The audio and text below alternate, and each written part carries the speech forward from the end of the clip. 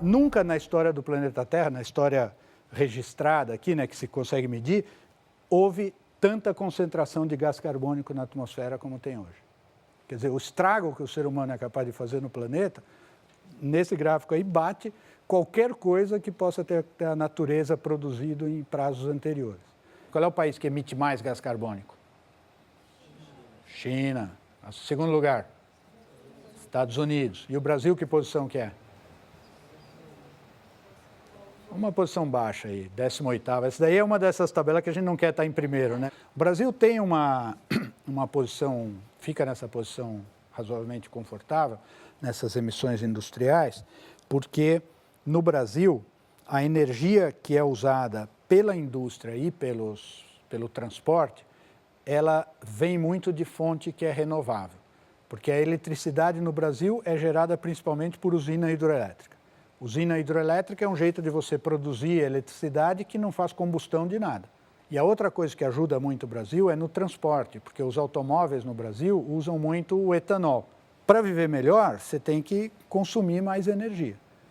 E para consumir mais energia, você vai emitir mais gás carbônico, a menos que você arrume um jeito de produzir energia que não emita gás carbônico. E aí, por isso, hoje, no mundo todo, o debate e a pesquisa sobre descobrir formas de gerar energia sem emitir muito carbono ficou tão importante. A energia que vem do Sol... A perspectiva do Weber, mas em circunstâncias... A filosofia do Hegel tem sido considerada... O conhecimento da língua ao conhecimento. Como Le Breton era o grande...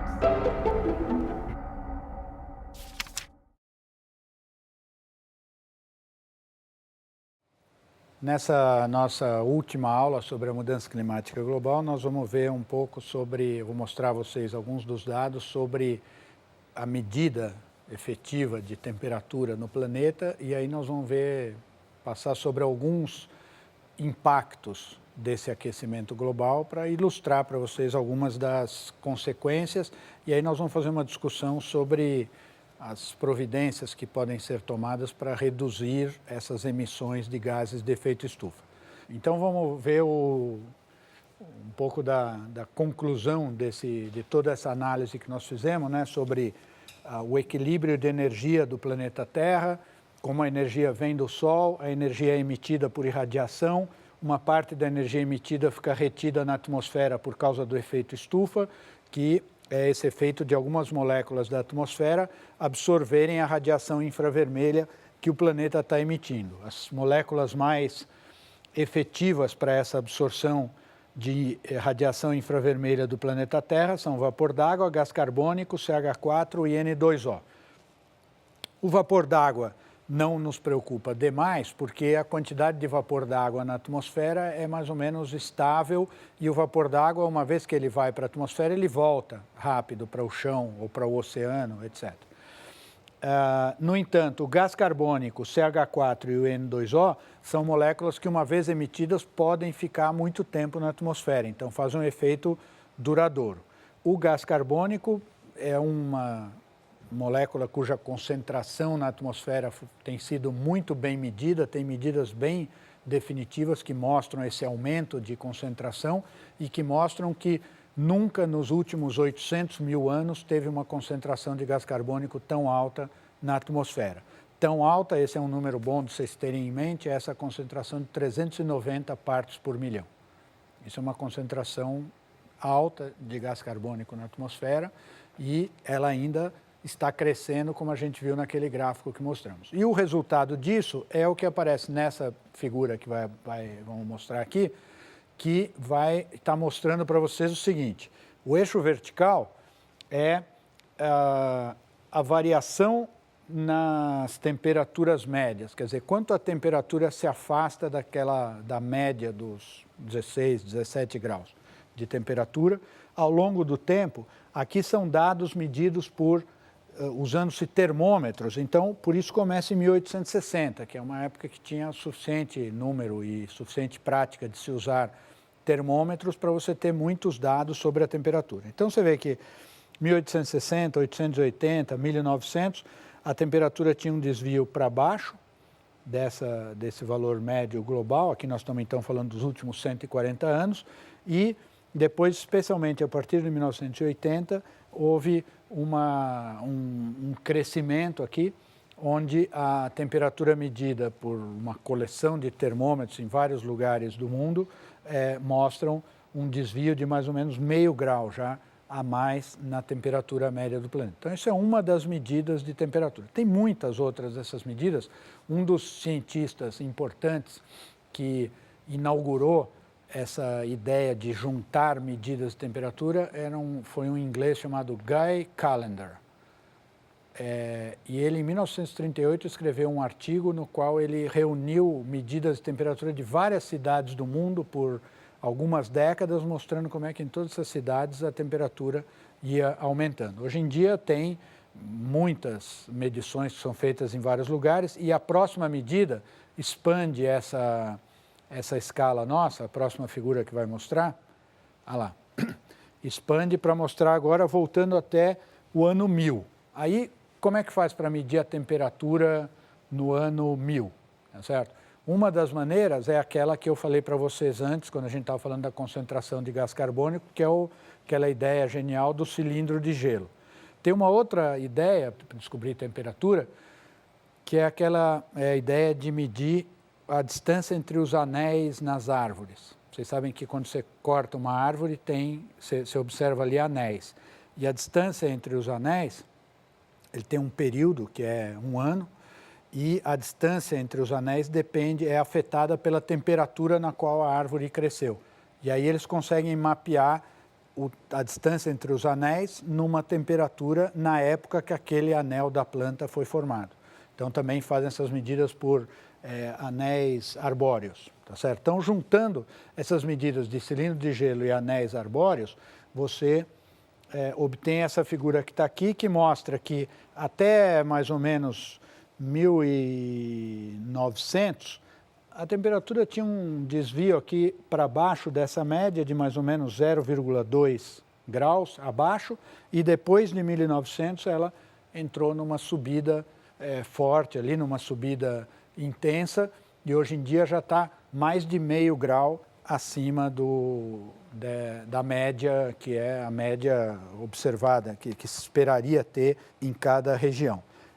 Para reforçar esse assunto da medida, eu mostro a próxima figura, que volta naquela história dos últimos 140 anos, só que agora eu juntei medidas de várias fontes diferentes, para vocês verem que às vezes a medida sai diferente, né? Por exemplo, esse aqui, mediu uma coisa que foi abaixo do que vários outros mediram, tá certo?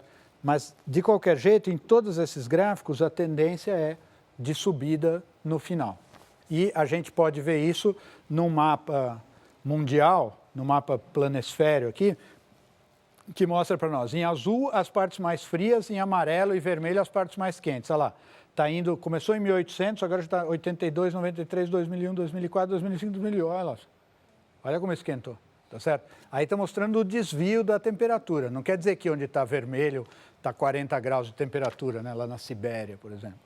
Tá? Mas quer dizer que está mais quente do que estava antes, está medindo a temperatura em relação ao que era. Então você vê que tem um efeito no mundo todo, né? Dessa variação das temperaturas. E essa variação de temperatura, agora passa a próxima, nós vamos ver um efeito disso numa montanha muito famosa e conhecida que tem na África, que é o Monte Kilimanjaro. Aqui é o Monte Kilimanjaro, em fevereiro de 1993, olha lá, olhando, visto de cima, assim. Então, vocês sabem que a montanha muito alta forma as neves, né? Neves, tem até um filme famoso chamado As Neves do Kilimanjaro. Já ouviram falar desse filme? Esse filme daqui a uns anos não vai poder fazer mais, porque lá, no fevereiro de 2000 já tinha pouquinha neve lá no Monte Kilimanjaro. Olha a diferença aqui. Esse branco é a neve e aqui é a falta de neve que ficou escura. Então, tem certas paisagens do planeta onde já se vê isso acontecer. Quer dizer, isso é um efeito dessa variação de temperatura. Tem uma outra que vai mostrar agora, que é no Polo Norte. Aqui, ó. Aqui nós estamos em abril de 2010 e aqui vocês estão vendo que tem aí começou a andar abril, 23, 24, 30. Aqui está olhando o Polo Norte E aqui para baixo, deixa eu ver onde é que está aqui, emenda com a América. Aqui a América, o Canadá. Olha só como está diminuindo a quantidade de gelo. Isso está diminuindo porque agora chegou em setembro, tá certo? Então passou o verão e a quantidade de gelo diminuiu durante o verão. Tem que diminuir, porque no verão esquenta. Mas o desafio, a coisa importante é que cada ano, quando diminui essa quantidade de gelo, ela diminui um pouco mais. Então aqui na Groenlândia, por exemplo, tem regiões que vão ficando mais expostas e, por exemplo, a área que tem na Groenlândia, onde tem vegetação para criar renas, tem aumentado a cada ano, que faz os pastores de rena felizes na Groenlândia, porque eles podem ter mais rena e ganham mais dinheiro, porque o aquecimento global está ajudando eles, porque o gelo vai derretendo e vai tendo mais pasto para os animais. Vai. Com o degelo, por causa da temperatura, é possível que partes do litoral de alguns países venham sumir? Se sim, se tem alguma previsão e se tem como ser evitado que isso aconteça? A resposta é sim, o aumento da temperatura global pode levar a um derretimento maior das calotas polares e, com isso, aumentar o volume do oceano. Além disso, o aumento da temperatura também faz o volume do oceano aumentar por causa de um fenômeno que vocês conhecem bem, que é a dilatação térmica. Não tem um coeficiente gama? Então, esquenta o oceano 1 grau, aumenta o volume daquilo ali, tá certo? Então, tem esses dois efeitos que podem fazer o oceano subir e inundar certas áreas litorâneas. Isso é uma preocupação bem real, não é uma preocupação de filme de ficção científica. E as maneiras de evitar que isso aconteça se relacionam com as maneiras de limitar as emissões de gases de efeito estufa para evitar que a temperatura suba e cause o derretimento e a subida do nível. Então, vai acontecendo efeitos dessa natureza, quer dizer, dessas mudanças de derretimento de gelo, de perda de gelo nas montanhas. E a próxima figura vai ilustrar para vocês aqui, ó. Isso é uma medida que tem nesse relatório do IPCC. O IPCC é uma comissão de cientistas que são muitos países, que reúnem-se e analisam todos os resultados científicos relacionados com o aquecimento global e com a mudança climática. E aí fazem um relatório a cada 4 anos. O último relatório que eles fizeram foi em 2007, foi o relatório número 4 deles. E nesse relatório, um dos dados que está ali é esse que mostra, no eixo vertical, a variação do nível médio do mar, né? E no eixo horizontal, a data, os anos, mostrando como é que as medidas feitas às médias vão mostrando no conjunto do planeta todo um aumento do nível do mar que dá, segundo um dos autores, 3,5 milímetros por ano. E segundo o relatório do IPCC, que fez a média de mais autores, 3,1 milímetros por ano, mais ou menos 0,7. Então, quer dizer que mesmo com o erro, dá um valor positivo. Aí vai acontecer aquilo que você me perguntou, eventualmente alguma ilha que tenha altura pequena, tá certo? Altura pequena em relação ao nível do mar, pode ser completamente inundada. Então, isso aqui também é um efeito bem medido e bem verificado do aquecimento global. E tem mais um efeito que eu queria mostrar para vocês, como uma outra ilustração, que é esse aqui. Esse é feito por pesquisadores da Unicamp, do Instituto Agronômico, da Embrapa e do Ministério da Agricultura. Aqui eles estudaram o seguinte, não sei se vocês conseguem ver, que é o estado de São Paulo aqui, tá certo? E aqui, assim, hoje, o lugar onde está azul é o lugar onde é bom para plantar café em São Paulo, tá? Hoje é assim. Se, por acaso, a temperatura média no estado de São Paulo aumentar 1 grau, vai reduzir para essa quantia ali. Se aumentar 3 graus, vai reduzir para isso aqui. E se aumentar 5 graus, não sobra quase nenhum lugar em São Paulo onde você pode plantar café, porque a planta não vai crescer direito. Então, tem efeito no Monte Kilimanjaro, tem efeito no Polo Norte e tem efeito aqui em nós também, porque vai mudar o perfil da agricultura, tá certo? Aí o que vai acontecer com o café?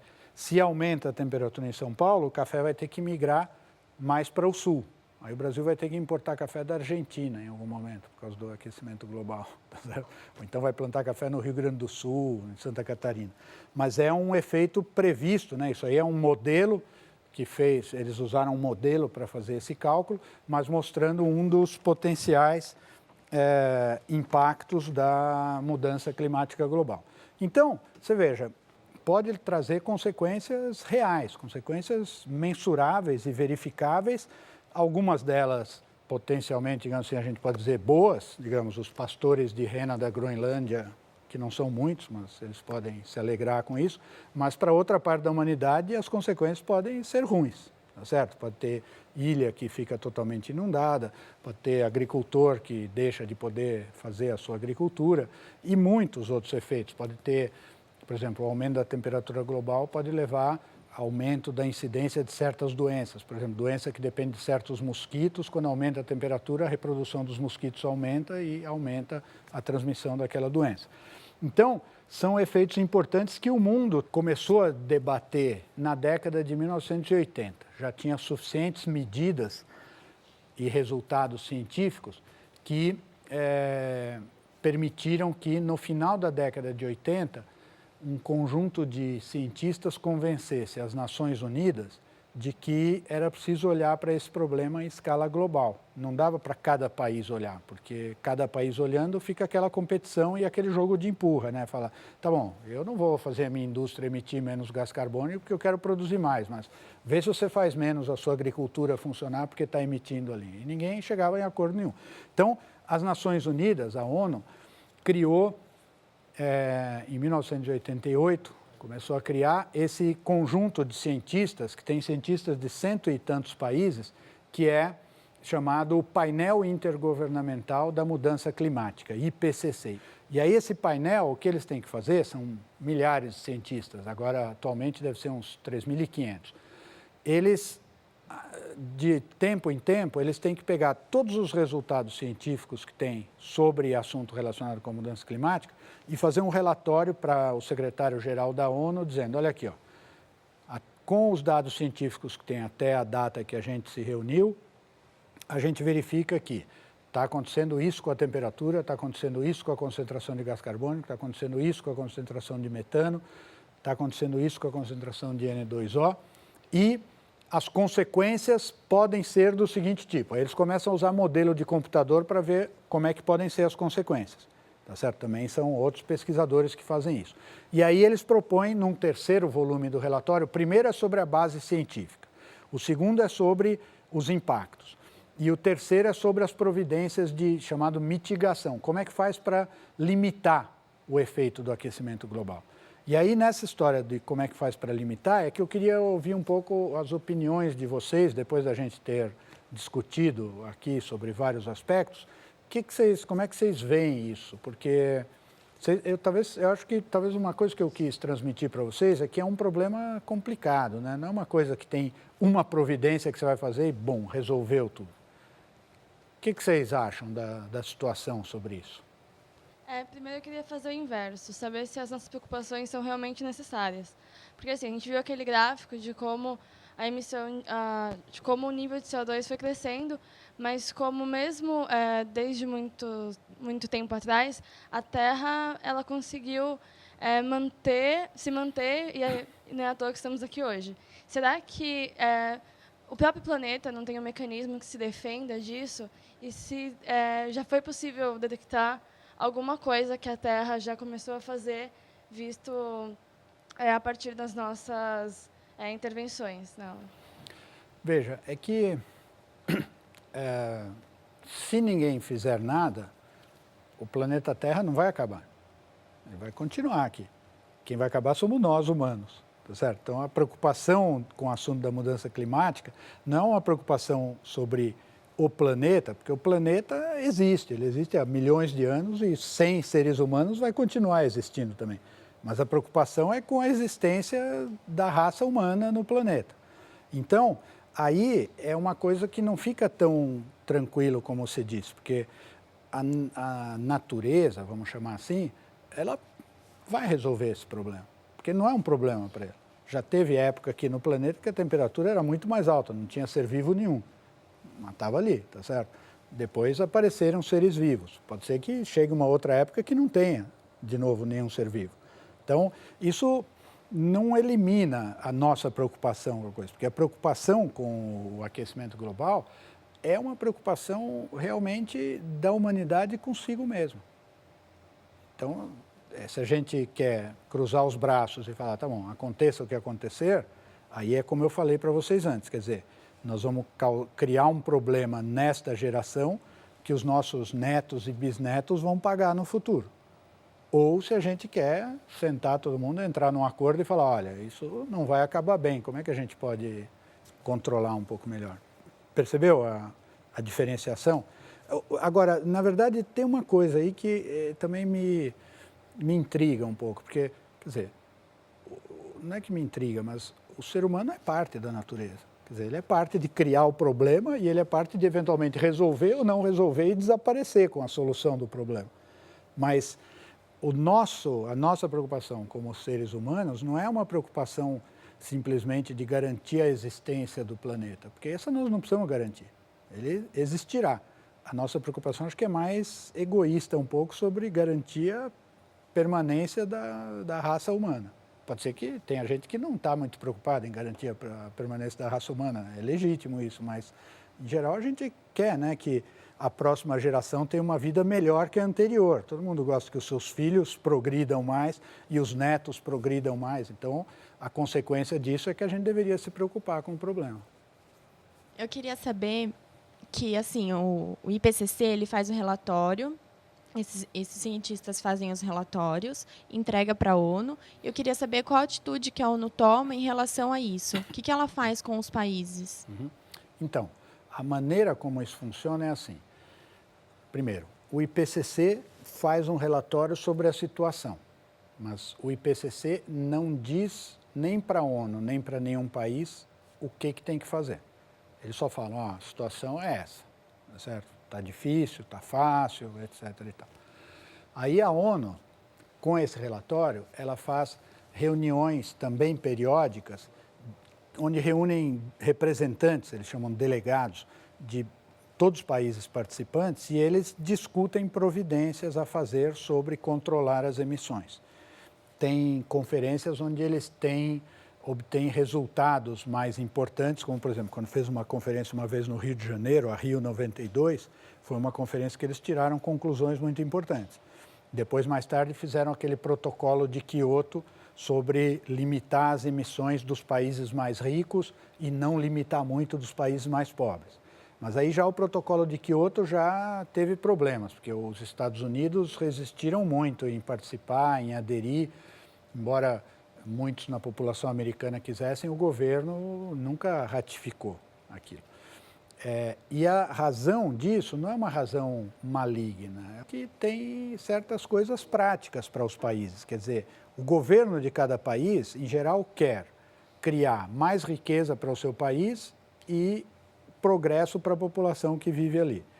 Se você chegar para eles e falar, olha, você vai ter que limitar as emissões de gás carbônico, para isso você vai ter que usar menos petróleo e vai ter que crescer menos a economia, todo mundo discorda disso, porque todo governo percebe que se ele voltar para casa e chegar lá para o povo e falar, povo, me avisaram lá na ONU que aqui não é para criar 1 milhão de empregos no ano que vem, é para criar só 700 mil, na próxima eleição vão tirar esse governo. Então, é uma coisa complicada de equilibrar.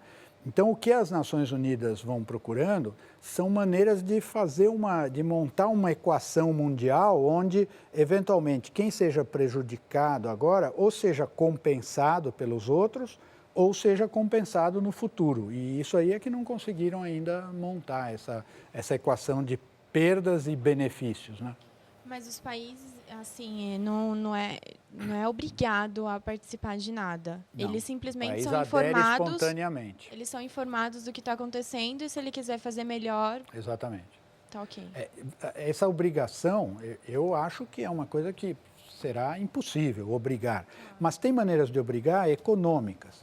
Por exemplo, vai chegar um momento em que os países europeus, que em geral fazem isso primeiro que os outros, vão tomar providências que vão dizer, olha, nós só vamos importar fruta de países que colham a fruta reduzindo as emissões. Aí quem quiser vender fruta para a Europa tem que reduzir as emissões na produção de fruta. Ou então eles vão falar, tá bom, nós vamos usar etanol, mas só aceitamos usar etanol se for etanol que reduz as emissões de gás carbônico. Aí os países vão se mexer para produzir etanol de um certo jeito. Ou então o país que importa aço pode falar, tá bom, eu importo aço, mas eu quero aço que seja aço verde, digamos, que na produção cause pouca ou nenhuma emissão de gás carbônico. Então isso já está começando a acontecer e vai acontecer cada vez mais. São, digamos assim, pressões de natureza econômica. Os dois maiores importadores são os que mais poluem e os que mais resistem. Então, essa solução assim que o senhor falou para ela não vai causar muito impacto, né? Porque se eles que importam, então para eles não vai fazer diferença se o país usou meios menos poluentes ou não. Então, aí tem uma coisa importante. Quer dizer, você está falando dos dois maiores emissores, você está falando China e Estados Unidos, é isso?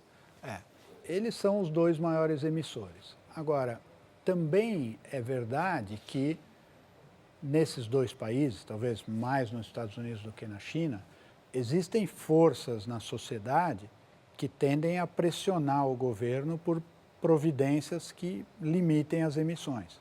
Porque os cidadãos se preocupam com as coisas. Se eles se convencem que aquilo que está acontecendo é ruim, eles percebem que para o futuro será pior, então eles querem que alguém mude a direção agora. Então, há um debate na sociedade americana sobre essa questão.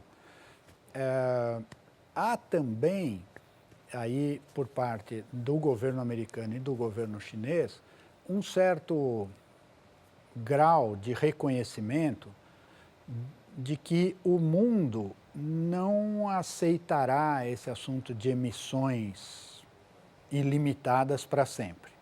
E esses dois países são dois dos países que mais investem em pesquisa para descobrir maneira de produzir energia sem fazer emissões, ou reduzindo emissões. Então, eles estão claramente preocupados. A China, por exemplo, está sendo hoje reconhecida como quase o modelo, assim, é o país do mundo que tem o maior esforço de pesquisa para descobrir maneiras de fazer energia solar, energia de biomassa, energia com as marés, que não use combustível fóssil. É claro que, se a gente for olhar nos detalhes, pode haver, e provavelmente haverá, mais razões para isso, porque, por exemplo, tanto os Estados Unidos como a China não são grandes produtores de petróleo. Então, não é bom para eles depender de energia que é produzida por outros países. Então, quase todos os países do mundo hoje, se tivessem um jeito de produzir combustível líquido que não dependesse do Oriente Médio, eles gostariam disso. As razões para reduzir combustível fóssil não são só as razões de natureza preocupação com o efeito estufa, com o aquecimento global. São outras também, mas tá bom, que sejam. Se reduzir o consumo de combustível fóssil é bom para a humanidade. Bom, então, olha, eu acho que era até aqui que a gente queria chegar. Nós quisemos mostrar para vocês esse desafio importantíssimo para a humanidade, que é a questão da mudança climática global, que vem desse equilíbrio complexo e delicado entre a energia que o planeta recebe e a energia que ele emite, e esse efeito da atmosfera, onde uma pequena variação de certos gases, como gás carbônico, metano e N2O, pode levar a um aumento de absorção de energia na atmosfera, que vai aumentar esse efeito estufa e vai fazer a temperatura do planeta aumentar, levando a várias consequências, muitas delas indesejáveis. E isso é um desafio enorme para a humanidade, porque é complicadíssimo entrar num acordo sobre controlar essas emissões desses gases de efeito estufa, porque controlar essas emissões vai implicar em sacrifícios e prejuízos e dificuldades para uma boa parte da humanidade, ou então custos adicionais, e isso depende ainda de um grande avanço no acordo entre os países e outros grandes avanços na tecnologia e na ciência, principalmente para descobrir maneiras de produzir energia que não causem tanta emissão de gás carbônico para a atmosfera. Muito obrigado pela atenção e interesse de vocês.